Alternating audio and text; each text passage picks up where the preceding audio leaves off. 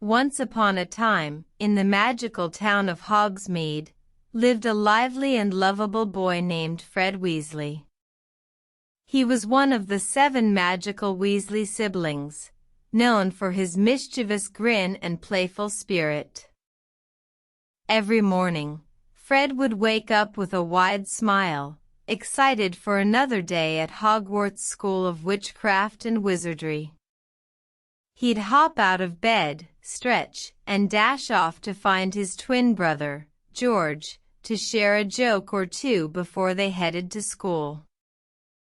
Fred and George were famous for their witty spells and whimsical jokes, often turning their lessons into a fun-filled adventure.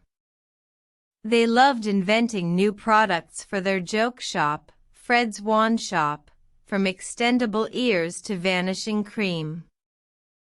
One day, during a potions class, the teacher, Professor Snape, assigned a particularly boring potion to brew.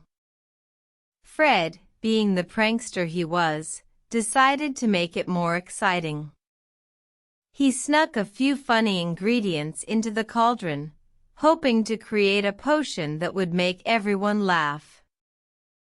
As the potion bubbled and simmered, Fred couldn't help but sneak a taste. To his surprise, the potion tasted terrible. But then, something magical happened. Suddenly, everyone in the class burst out laughing.